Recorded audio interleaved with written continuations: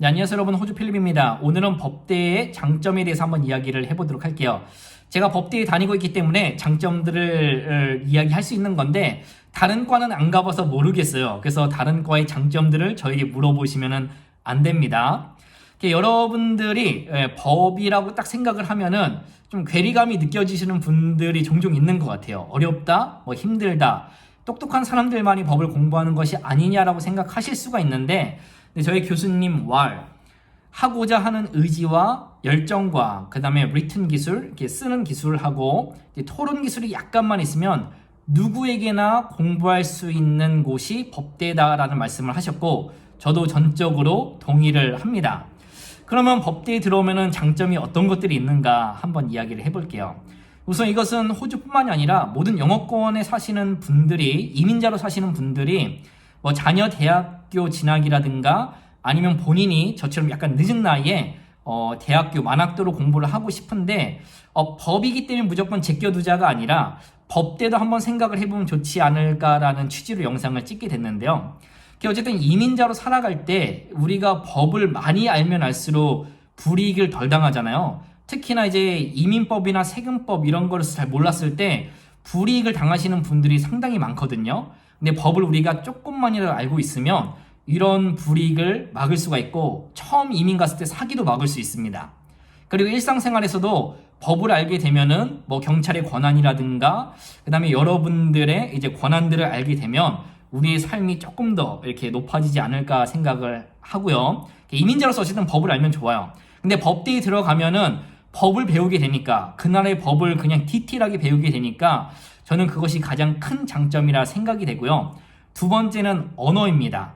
많은 분들이 법대는 영어를 잘해야지만 들어갈 수 있는 곳이라 생각을 하는데 절대 그렇지가 않아요. 우리가 유학생 입장에서는 이제 IELTS라고 하죠. 뭐 7.0, 뭐 7.5라고 생각을 했을 때 그 점수만 받으면 법대에서 공부를 할 수가 있고 따라가는데 어려움은 있겠지만 불가능하지는 않습니다. 근데 우리가 법대라고 하면은 최고의 랭귀지 스쿨이라 얘기를 하잖아요. 거기서 최고의 이제 랭귀지, 언어를 배우는 학교다 보니까 언어가 부족한 분들이, 특히 영어 공부에서 영어가 부족한 분들이 법대를 들어가면은 영어 실력이 엄청나게 향상되는 것을 보실 수가 있어요. 저도 영어가 예전에는 좀 이렇게 스탑되어 있다고 한다면 지금은 점점 늘어나는 것이 제가 느껴질 정도니까, 그래서 영어를 못한다고 해서 법대에 들어오지 못하는 것이 아니라 영어를 못하기 때문에 법대에 들어오면은 법도 배우고 영어도 배우니까 일석이조를 얻으실 수가 있는 겁니다. 세 번째 장점은 인간관계라고 생각이 되는데, 저도 법대에 들어오기 전에는 어쨌든 많은 사람들을 만나봤지만 이제 법대에 들어오고 나서 바뀌는 인간관계가 뭐 예비 법조인들이나 대학생들, 이제 법대에 다니는 학생들, 그 다음에 알게 되는 분들도 이제 법조인들을 점점 알게 되더라고요. 이민사회에서 법조인들을 알고 지낸다는 것이 얼마나 유익하고 유리한지는 많은 분들이 아실 거라 생각이 돼요. 그죠. 특히 이민법 이런 부분들이 있을 때 아는 변호사나 뭐 법조인이 있으면은 조언이라도 얻을 수가 있으니까 정말로 유익하다 생각이 되는데, 그러니까 저 같은 경우에도 이게 우연히 일치일지도 모르겠는데 이사를 왔잖아요. 근데 옆집 아저씨를 우연찮게 복도에서 만났어요. 근데 어떻게 하다 친구가 됐는데 이 옆집 아저씨가 법대를 나오셨고 지금 정부기관에서 이제 법조인 자문을 하고 계신다고 하더라고요.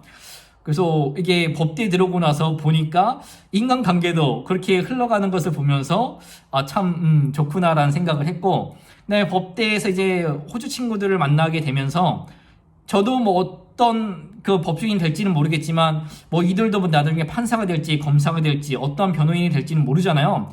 근데 그들을 알고 있었을 때 좋은 인간관계로서 나중에 서로에게 많은 도움이 되지 않을까 생각을 합니다. 그래서 장점이라 생각을 하고요.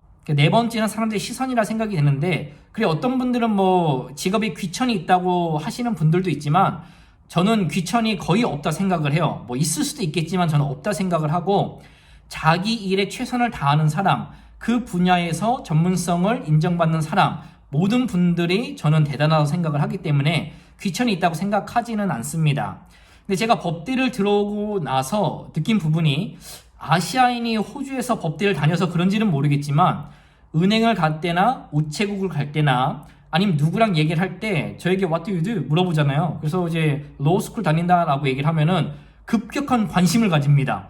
왜 법대에 들어갔어? 아니면 법대에서 이제 어떤 공부들을 지금 하고 있어? 아니면 나중에 어떤 법조인이 될 거야? 그 다음에 왜 그런 어려운 공부를 선택을 했어? 라고 많이들 질문을 하거든요.